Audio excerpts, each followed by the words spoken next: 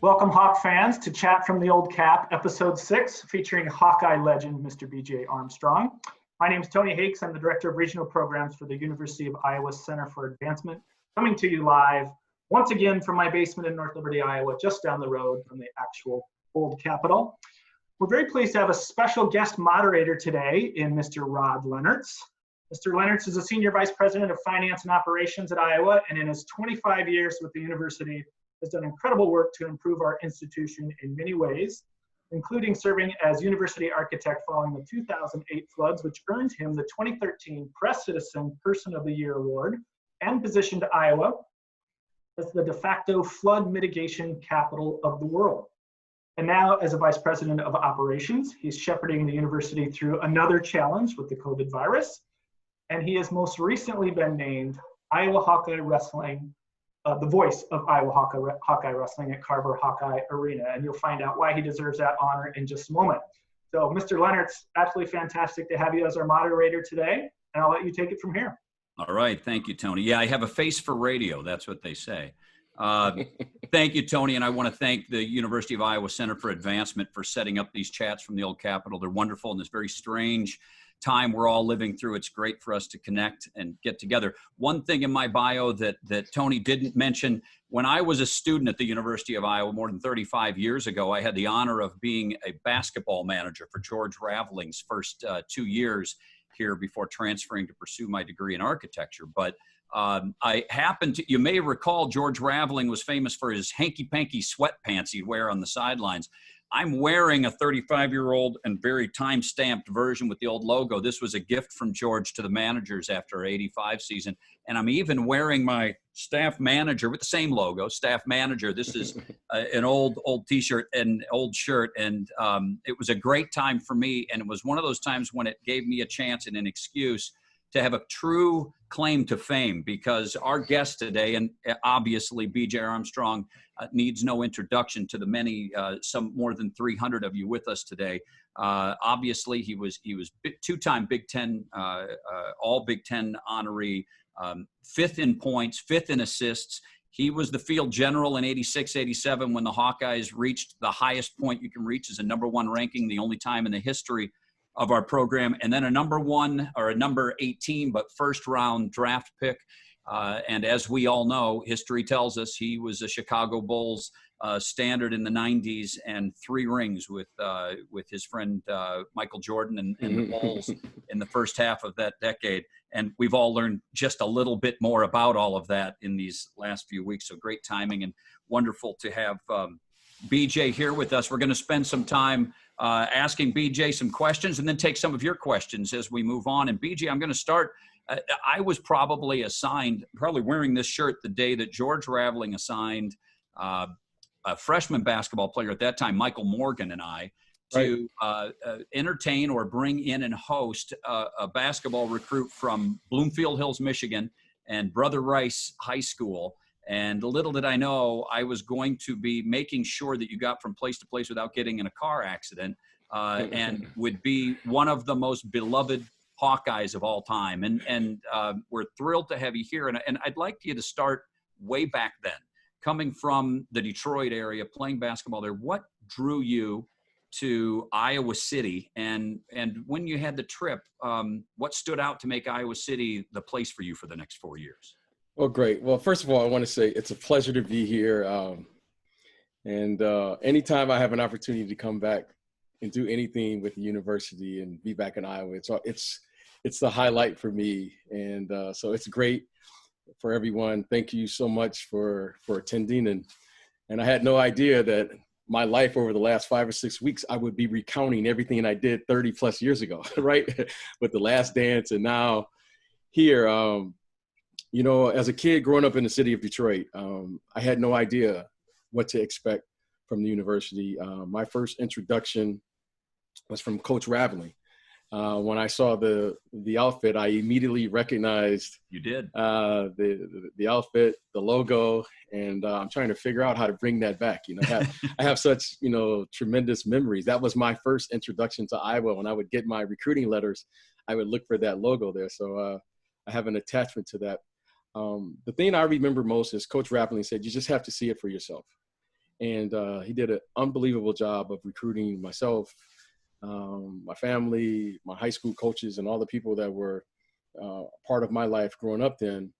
And I said, okay, I was open to it. My mom and dad said, you should go and you should see it and get a feel. And from the moment I got off the plane, I just fell in love with the people.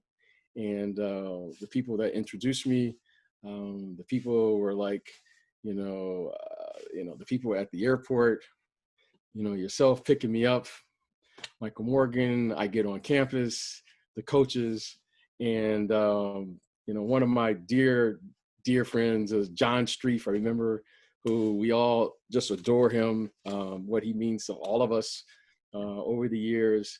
And he really undersold it, and he allowed Iowa to sell itself. And once I walked on the campus and I saw what was going on up there, I said, this is the place for me. And it just felt like home from the very first moment that I stepped off the plane. And I've always felt that way. And every time I come back, I just always smile. I think about it. And even wherever I'm at in the world, I always have my Iowa shirt on and my hat. And I can always count on someone saying, hey, I'm from Iowa. I went to Iowa, or I grew up there. So, Iowa has adopted me over the years, and I consider Iowa home. And even though I'm a kid from Detroit, Iowa is a place where I grew up, where I really, began to mature. And I just think the world of the university. So it's a pleasure for me to come back here and speak and, talk with all of the Hawkeye fans. I'm always in my house saying, go Hawks, all the time. And my wife is like, would you stop it already? I was like, that's what we do up there. So this is great to be here. Yeah, wonderful. Yeah, I went to KU after Iowa, and I always told everybody I went there so that when I would yell "Go Hawks," they thought I meant the Jayhawks. And by the way, my first year down there, you guys beat KU by 21 points, or by I remember that. That was in Hawaii, I believe. Yes, it was. That was in Hawaii with Coach Brown, Larry Brown, Danny Mann. They won the national title that year. Championship, and that was '88. But you guys started their season with a 19-point loss. Yeah. BJ, see, you have a good memory. I was going to ask you if you remember. I only remember the wins. I was going to ask you if you remember anything from 35 years ago. However, it was, I'm sure, a breeze of a time in 4 years. Are there any standout moments for you that you can recall as a Hawkeye student athlete and playing for, recruited by George Raveling, but really primarily playing for Dr. Tom Davis? Well, yeah, I remember, the games, and we had some great games, and the teammates and things of such. But one of the moments that always sticks out to me, and every time I come back, is we had this thing that we would do on Saturday mornings called the Shirts and Skins game. And it was one of the most unique things ever, where before the football games at home, the basketball team would play literally a Shirts and Skins game, and it would be packed. And I mean, people would come into Carver Hawkeye Arena. And I remember as we were improving and getting better as a unit, as a team, the fire marshals had to come one time and stop it because people were sitting they were sitting on the stairs. It was people all around. And I just thought, this is the greatest thing I've ever seen. And it was just so unique. It just made it so much fun for us. We always look forward to playing in front of all those fans. And then we would love to walk over to the games. And at the time, none of us had, you're just looking to get a meal anywhere you can. So we could always, count on someone inviting us to come over and grab something, a hot dog or whatever. And it was just so much fun. So that Saturday going to the games, I remember with Chuck Long, and I think he was runner-up that year to Heisman Trophy, right? Bo Jackson. And every time I see Bo, I let him know that, we almost got that, we got the Heisman Trophy. So, that I just remember that to me is what I was all about. It's just always about the people. And that was a fabulous time, and one I'll always cherish because it is one of the most unique things I've ever seen and ever experienced. Yeah, wonderful. Yeah, the people, you had quite a crew that you played with at Carver Hawkeye Arena. A lot of NBA pros, a lot of NBA All-Stars on the Hawkeye teams that Tom Davis coached.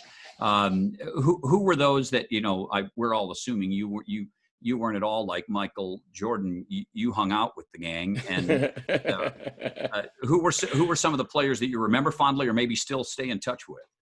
Well, the late Roy Marble, Yes. he was great. And we were best of friends. We came in together. He was from Flint, Michigan. Mm-hmm. I was from Detroit. And I can still remember and recall when, I remember he was on another visit. He was visiting Georgetown University, and he called me from that visit and said, "Hey, where are you going?" I was like, "I'm going to Iowa." He was like, "I'm going there too." And I still remember that. And it was so great. We were, so happy to step on campus together. And then my whole class, or that whole class that I came in with, was myself, Roy Marble, who played professionally, Kevin Gamble played professionally, Ed Horton played professionally, Easy Ed. and Easy Ed, and Les Jepson, Yeah. from North Dakota, played professionally. So that was our 5 guys. We were the 5 amigos. We all came in, we all hung out, we all lived in Reno together. We all grew up together. And I still talk to all of those guys, here. Kevin Gamble is doing great. He's still working in the NBA. Ed is, back working in Springfield. And I just spoke to Les Jepson just the other day. Wonderful. So he may even be on, because he knew about this. Hello, Les. So hello, Les, if you're here. And so it's great. And those are, we all came in together. We all ended up playing and living out our dreams, playing professionally. And, and whenever we talk, we just, we always chat and smile and talk about our times at the university. Wonderful. Well, BJ, I learned it firsthand when you came to Iowa. There were recruits who demanded different trips during the recruiting trip for me when we would do these. From day one, you were the consummate student athlete. You were conscientious, an always smiling citizen of the community. And of course, your life revolved around Carver Hawkeye Arena. So many hours spent at Carver. But reflect a bit on your university life, maybe places you recall on campus, either places you like to study or didn't like to study, and maybe some of the downtown. Everybody always wants to know what kind of hangouts the folks would go to, restaurants, bars, the places we enjoy. You and I have talked some about that. Yeah. Well, the airliner I remember was one for sure. And then it was I can't think of the name of the one bar. It was right there. If you say the name, it was, where it was kind of on right. I could start to say a lot of them. Well, Yeah. Joe's was right around the corner. Yeah, but Joe's, no, it was. It's no longer there though. I can't. It'll come to me. I can't believe I can't remember. It was right across the street from the airliner. I remember that. No, not right across the street. I can't think of the name. I could start going through the field house and Vito. The field house. There you go. There you go. That's another prop I've got. Yeah, there's the field house it. bucket night. My takeaway is they closed the bar. That was the field house. I learned a lot of things about Iowa at the field house. So the field house was like that was the spot. That was our go-to spot. The airliner. You bet. I remember one of our food places was the Hamburger Inn. That was Les Jepson and I. We would always go there.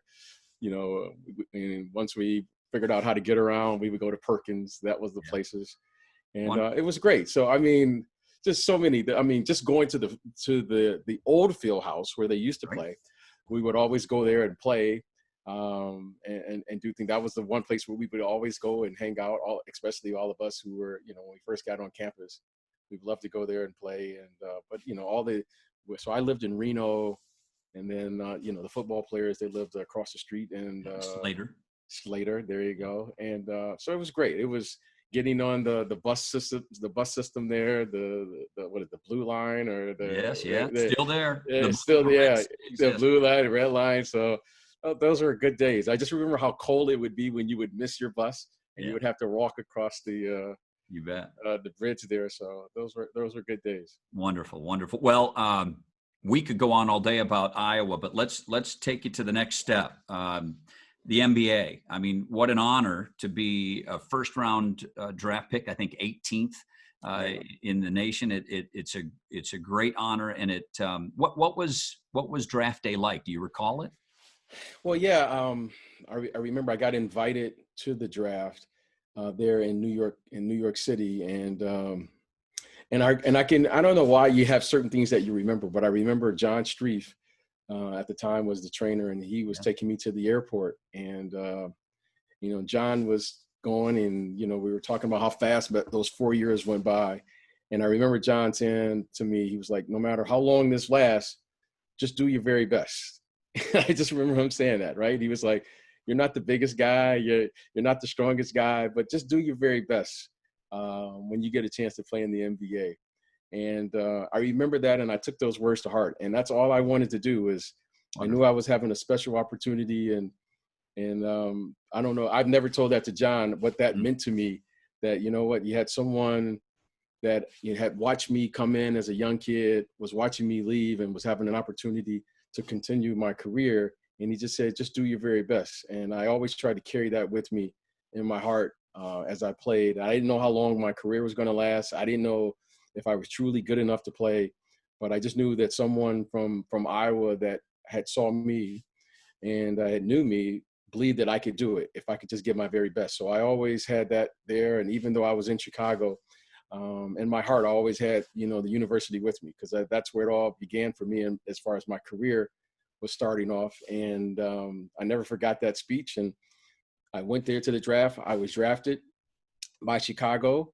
And as they say, the rest is history. I was just a young kid living out his dream. And lo and behold, I walk in the very first day, I get a chance to play with now the guy you see right behind me, the greatest player ever. So it was just it was quite a ride. And one, I say it with great humility that I didn't know what to expect.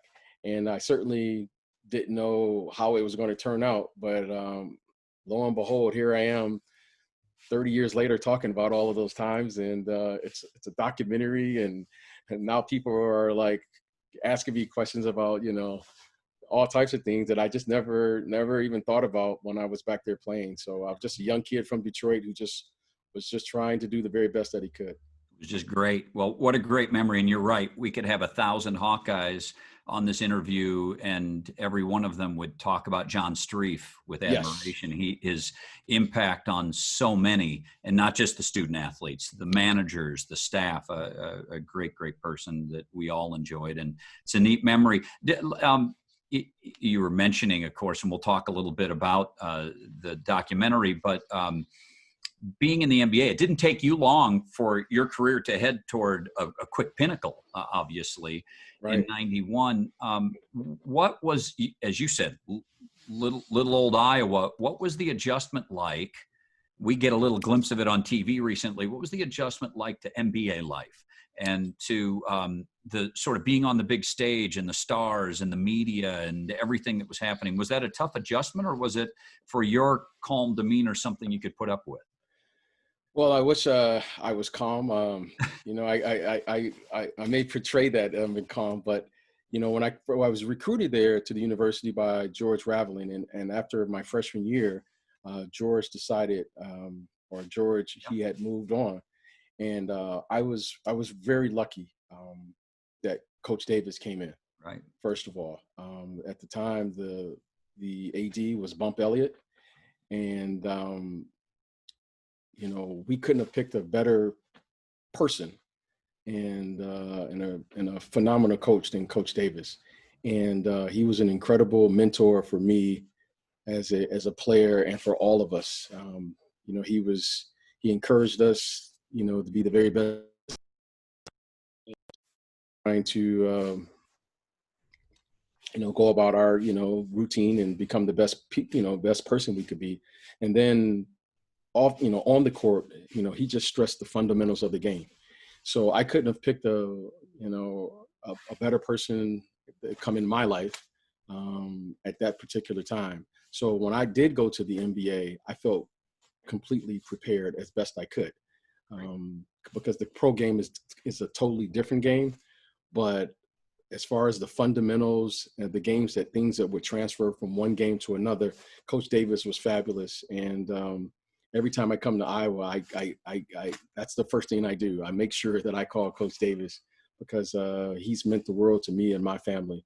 So when I got to the NBA, you know, I just felt very prepared. I felt, you know, that as far as playing and how the pace of the game, it wasn't too fast, because that's how we played at the university. I mean, we played this, you know, Coach Davis was shuffling them in and shuffling them out, and we played a Pro game. fast-paced game. Yeah. We were playing a pro game. So in many regards, it was a preparation without me knowing. But most importantly, you know, he always encouraged me to have this awareness of things about what was going on. He always encouraged me as a point guard to understand the game. And he was a fabulous, fabulous mentor for me. And I just think the world of him as what he did for me personally and for all of us, because, you know, we all felt that Coach Davis was just a terrific coach. Yeah, and a great citizen of Iowa City. Yes, he is. Yep. Okay. So that brings us, of course, to all of your fame recently.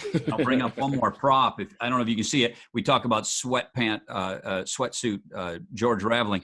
This is George in 1984, and that's a postcard he sent me from the Olympics. He was an assistant coach to Bobby Knight in the '84 Olympics. Right.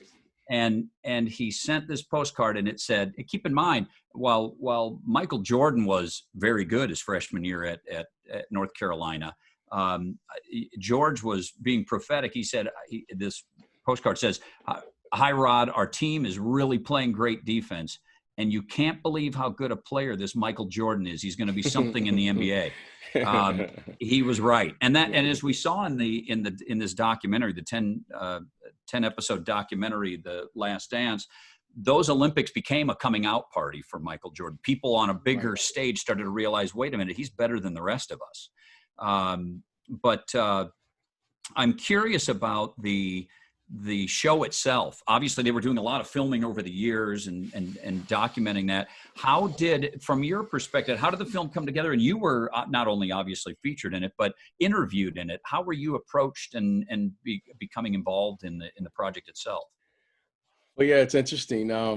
Just this here. So I'll share with you guys how it really happened. Yeah.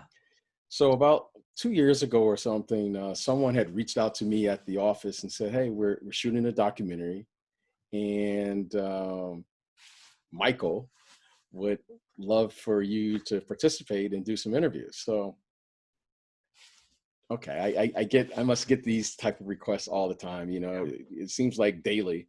Everyone wants to talk about Michael. So, okay, so that goes by, and I don't think anything about it. Suddenly, I get this call randomly at the office and says, "Hey, we're here. We work with Michael Jordan, and we would like to schedule your time to do this interview. To do this documentary that we're doing called The Last Dance." And they go on, and I was being polite. I just let them talk. And afterwards, I said, "Thank you, but no thank you," because if Michael Jordan really wanted to do something like that, he would call me, because Michael Jordan doesn't talk.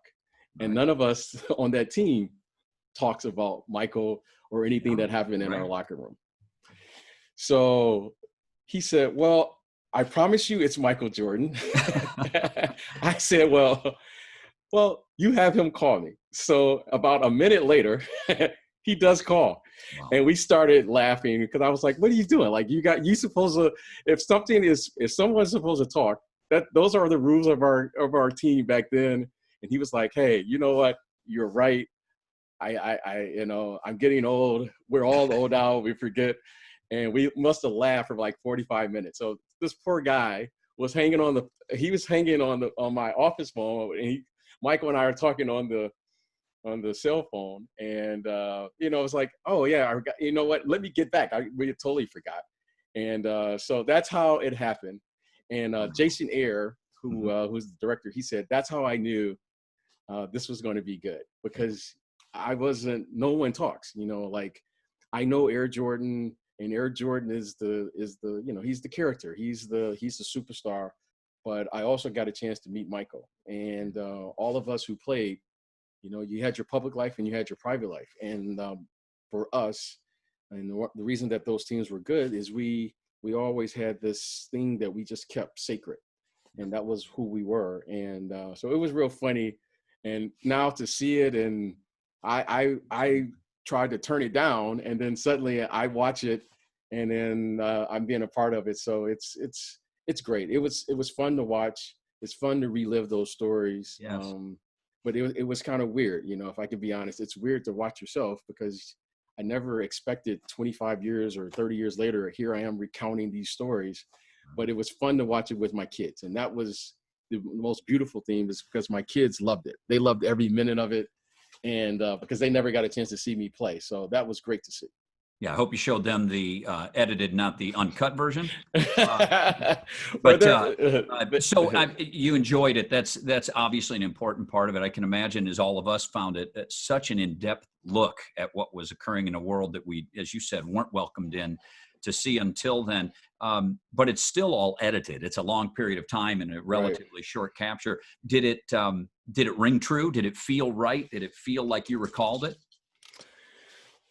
Well, I never, to be honest with you, I never think about it, right? I never thought about like, wow, is that really a story? Your friend is out of town, your friend called you up.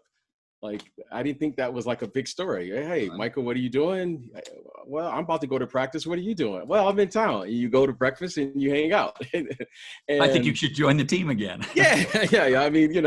And I just didn't think, I don't think about those stories. It was just like very natural for us because, before he became Michael, he was just like the rest of us. He was a young player trying to figure out who he was going to be. We were all trying to figure out, were we good enough? Right. But most importantly, we had this common goal that somehow we all came together for whatever the reasons may be. And that was the common denominator for all of us. And, when I watched it, I was like, yeah, I forgot about that. Or yeah, I do remember that. And so it's great to kind of relive those stories. But, now when I got kids and I got to take out the garbage and I got to do things like everyone else. Right. So I'm just like, my wife said, I can have my Al Bundy moment. That was, she gave me one day. She said, you can have your day, but let's get back to work now. Back to work. So it's been fun. Well, we learned a lot about Michael Jordan and about what drove him and how he was as talented as anyone, but then became better than everyone because of that drive that led him to often be alone, maybe be resented, scared, maybe even sometimes hated. One of the things that, interestingly enough, BJ Armstrong plays an important role throughout all of this. And then you make really the biggest splash in episode 8 after you left the Bulls, right? At least as the story's told. At least as the story's told. And as I can remember it, being a Midwesterner, being a Bulls fan, that night I was a Charlotte Hornets fan.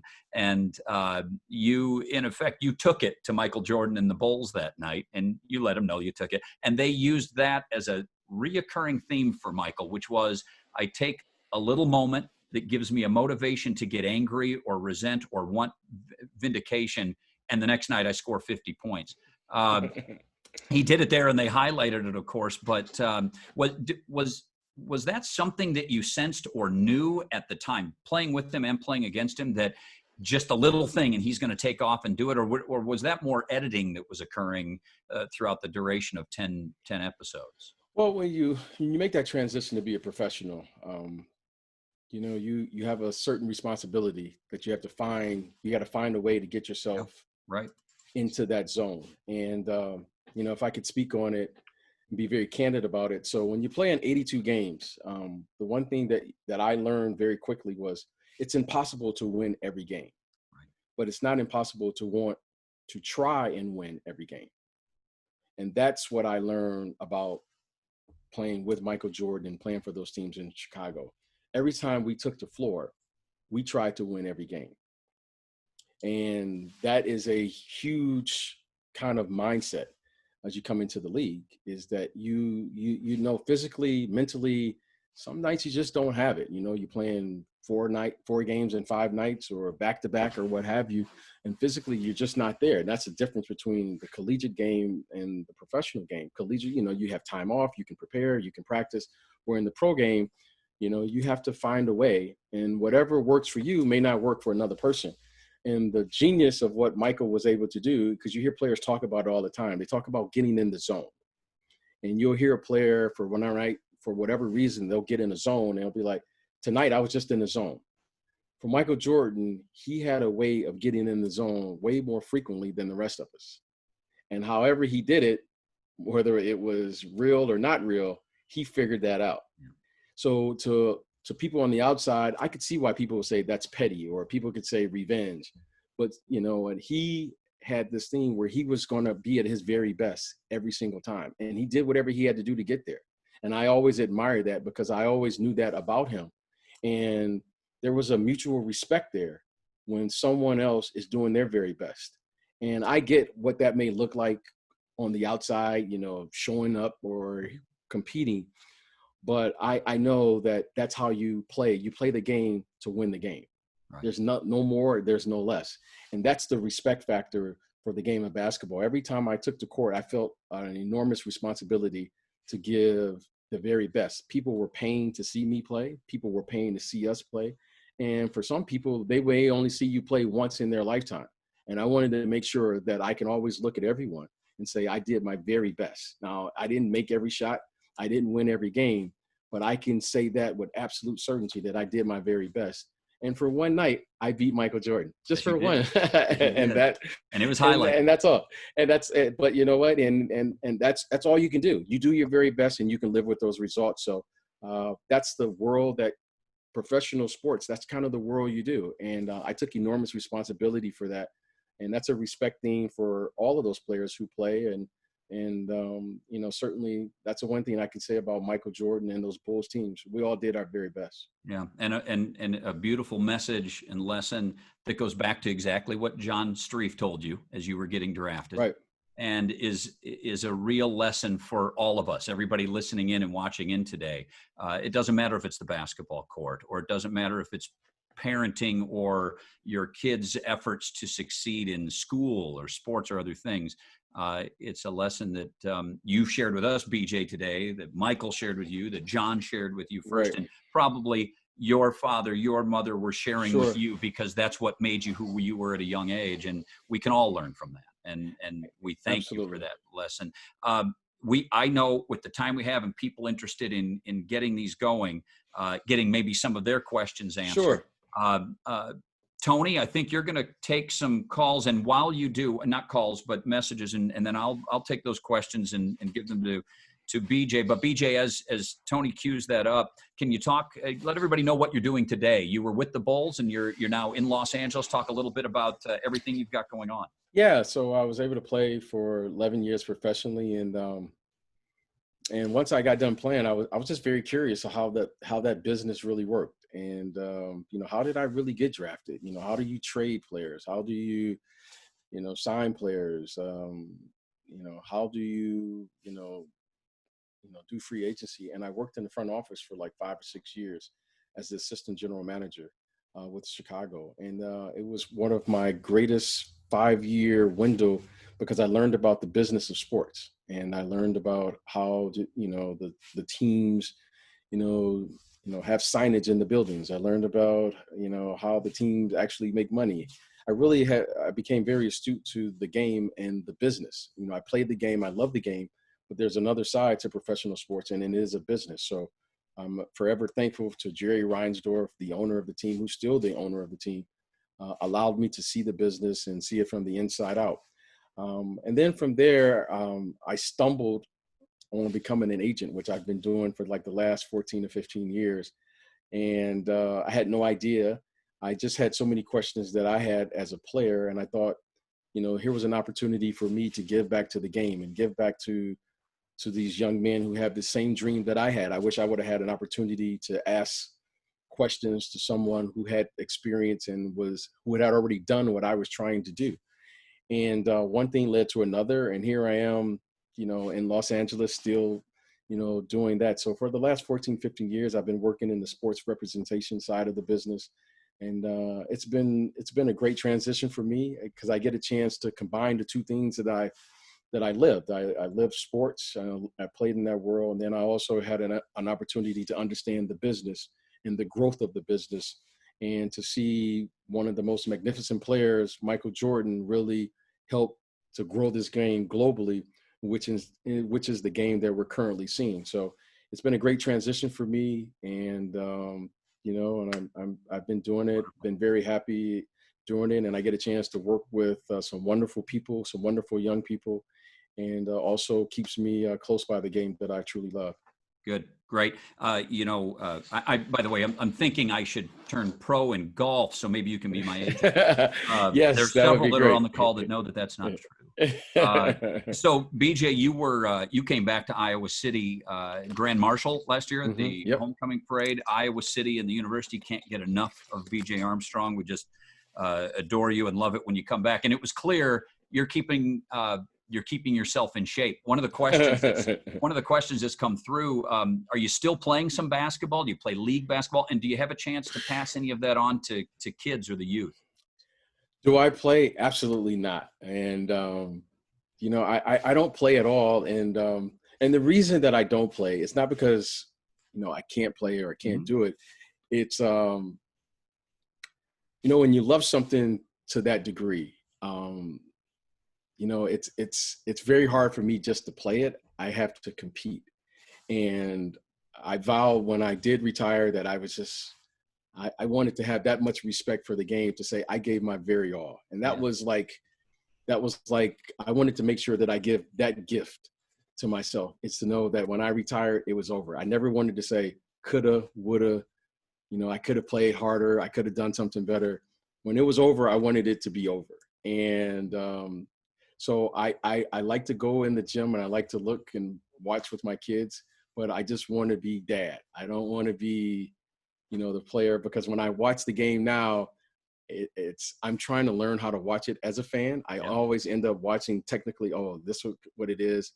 So I don't play because it hurts too bad to play, because I want to compete when I'm old. I know I can't do it anymore, but my mind still, works that way because I did it so long for so many years. But I love the game. I don't play. And I like to, say, you know what, I'm 52 now. I should sit on the sideline and cheer, and my kids remind me that all the time. And there's no way, Good enough. That's the way I look at it. Yeah, great. We got an interesting question here and a timely one. We talked about your time in the NBA and what that life was like. Any lessons you learned through, and not just the NBA, through the course of what you've experienced that you might pass on to folks as we as a nation and as a world cope with this COVID-19 challenge, and how people cope with it, because it's a very different way. People are feeling isolated. People are in a very different situation. Any lessons you might pass on that you learned from your trying times and challenging and rewarding times in the NBA? Yeah. Well, like just take recently this, the docuseries, which is, it's, people have been enamored with, this Jordan docuseries, The Last Dance. And through this, as it should be, they chronicle every time someone won a championship, and you would see everyone champagne and celebrating. And those are beautiful things to see. But the most memorable moment for all of us and for myself, and one of the most critical moments in my basketball career, was when I lost. And that moment for me, my moment of truth as a basketball player, was the year that we lost in 1990 in the Eastern Conference Finals in Game 7 to the Detroit Pistons. And that was the moment that, I had to look at myself and say, either I'm all in or I'm all out. And I found out who BJ Armstrong was, who he really was in that moment in defeat. And that's when I made a commitment to say, the only way that I could lose in life is not to show up. So no matter how many times you fall down in life, no matter how many times, we all have things going on in our life, the only way you can lose is not get up. And if there was any lesson to learn as you watch that series, is that, yes, Michael Jordan won 6 championships and we all won and we did a lot of celebrating. But I can assure you that there was no quit in the way that man played. And no matter how many times he lost, no matter what was going on, he was going to find a way no matter what. And I've always tried to make sure that, things are happening in my life. Things are happening in my family's life, people around, but I'm going to find a way no matter what. It's kind of like I always say that's like my little secret. It's tough, but I'm going to get up no matter what, and we're going to find a way. And so in defeat is where I really found myself. And the celebration was just part of it. But I learned my most valuable lessons when I lost, or, in defeat is where I really truly found like who I really was. And in basketball terms, we call it that's your basketball integrity. And you find out who somebody really is. It's not when they win, it's actually when they lose. And I've always tried to carry that with me. Good. Thank you for sharing that. You look back, one of the questions you look back some 30 years or 25 years to those games and the time in the 90s, and you talk about trying to watch the game as a fan, but from a technical perspective. Any notable or noticeable or maybe even troubling changes in the way you see basketball played today as opposed to what it was when you were winning championships in the 90s? Well, back then the game was a little bit more physical, and every time I watched the games, those old games, and they're on television, I always remark, I have no idea how I made it through. Because, when you played against the Pistons, Bill Laimbeer and Rick Mahorn and those guys, I mean, they would just clobber you. And, I wasn't the biggest guy. I was only about 170 pounds, maybe soaking wet. And those guys are big. And, but that was the game then. I really enjoyed the way the game is played. The evolution of the game has been terrific. I think you're seeing the 3-point shot really put the little guy at the forefront of the way the game is being played. And I think it's been great. And, when I watch basketball and wherever I travel around the world, I always comment that everyone brings something to the game. And as you watch the NBA game, and what I mean by that is you watch the NBA game, a third of the league are foreign-born players. I mean, so the expansion of the game and the popularity of the game, you have kids from Lithuania, you have kids from Spain, you have kids from Brazil, Yao Ming when he came from China. Everyone brings their own unique perspective to this one game. So I think the growth of the game has been fabulous. When I watch the game, you're seeing the world's imprint on the game, and I think that's great. And that's the thing I admire most about today's players and what they're bringing. Wonderful. So, BJ, we probably get time for, I'm going to give you 2 more, maybe brief, but 2 more questions. Yep. One, bringing it all the way back to here and wondering maybe you've had some time to look, and I don't know if you've had a chance to catch up with the Iowa Hawkeye team and Fran McCaffrey's Hawkeyes. Yes. Remarkable performance this last year individually and as a team. And now we enter this strange moment of what happens now with either players going to the pros or otherwise. But any observations about the Hawkeyes team from last year to this year? Well, yeah, I mean, coach has done an incredible job. And, as one thing is, when I watch the Hawkeyes, I'm a fan. So I can't be, the other teams I can watch, but when I'm watching Iowa, I'm just a fan. So when coach. This makes us happy. Yeah, I'm just watching. So, look, he was fabulous this year. I mean, he was incredible. He had an incredible year, player of the year. I mean, really, what more can you ask? And then, coach, he had these guys ready, their style, and you could just see that, sometime when you play, things just gel, and it just gelled for them. Yes. And it's very unfortunate they weren't able to find out and see what kind of run they could make, in the NCAA tournament. But you know what? As a fan, I was like this, Wonderful. I loved it. It was great. And exciting year coming. Yeah. So I was great. But you know what? We all have those opportunities, and it takes things, things got to work out. And very unfortunate that they couldn't figure out, how good they really could have been. Sure. Because they played well this year. Yeah, they sure did. And so let's do one more question going all the way back to this sweatsuit. If and maybe you have a lot of these memories, and maybe it's so far back there that it's hard to pick one out. But is there a memorable moment or a memorable game that you can recall that really sticks out as a Hawkeye?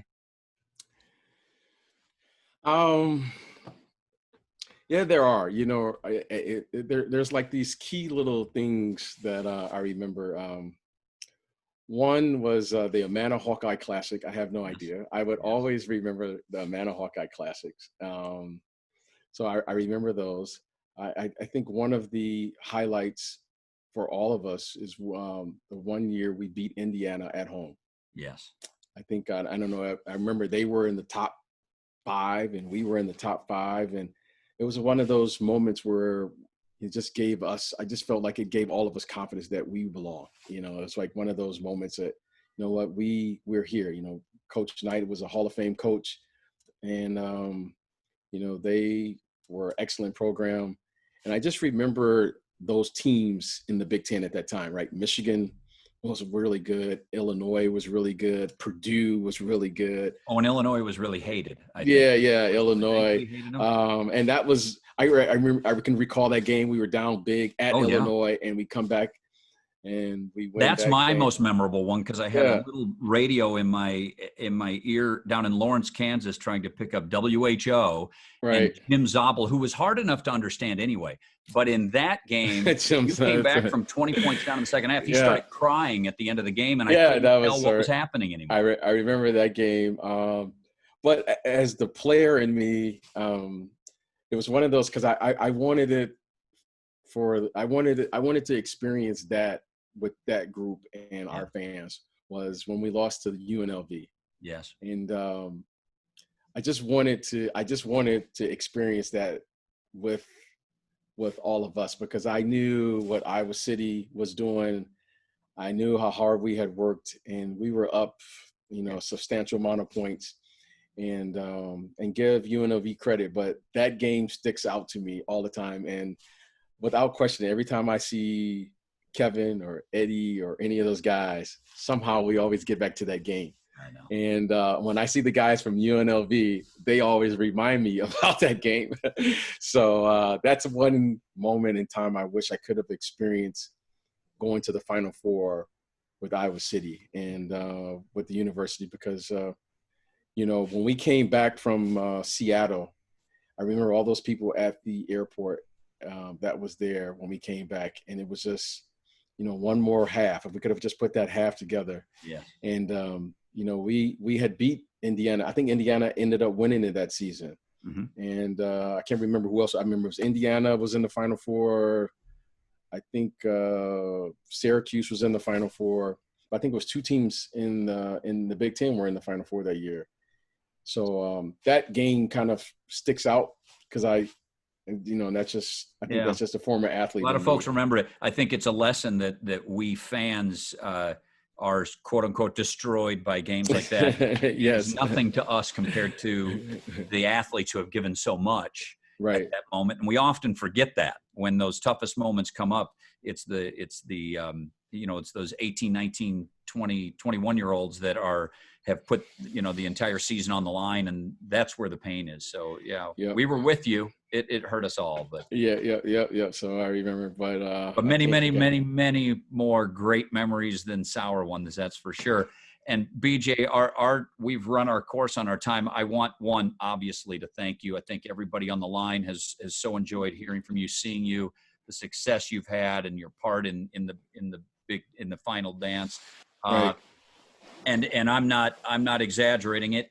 We are all here thanking, I think, one of the truly beloved Hawkeyes of all time. You're a star and a favorite, but you're really a beloved Hawkeye, and I couldn't be more honored but to have spent this hour with you. Right. Thank you so much. It's a pleasure. And to everyone here, thank you so much. And it's great. And I'm just humbled to be here. I'm so happy to be a Hawkeye, and wherever I'm at in the world, I try to represent all of the Hawkeyes here to the best. And thank you guys so much. And anytime. And thank you for having me on. I really appreciate it. Go Hawks, BJ. Go Hawks. Tony, it's yours. Yes, gentlemen, thank you very much. This was just absolutely fascinating, and very, very happy that we were able to be a part of this. I want to apologize to the hundreds and hundreds of comments that are coming in through the chat. Everybody, we couldn't get to those questions. And a lot of them weren't just questions, BJ. There was just people saying how classy you are and how proud of you they are, and that several comments about your fountain of youth and where they can go, because you look like an Iowa uniform. You go start playing right now. You scored 18 points in the first half of the UNLV game, and they were a bunch of criminals. So there's some great stuff in here. A couple things real quick. Yes, this call's been recorded. We'll take a couple weeks and do some editing, and we'll put it up on our YouTube page so you can watch it again and and share it with friends and family that weren't able to make it. And we do have more chats coming up in the next few weeks. So we're going to be talking with an alumni that designs costumes for Broadway and Hollywood, a gentleman that makes music with his brainwaves only, and with Kylie Reed, who's a New York Times bestselling author. So check out our website, foriowa.org, for more information. And yes, I have asked Rod Lehnertz to be a guest on a future Chat from the Old Cap, which also That's what you need, more of me. chat as a request, and to serve as host too. So yeah, I'm working on both those things. So thank you, gentlemen. It has been a true honor. We wish you both nothing but the best, and always on Iowa, and go Hawkeyes.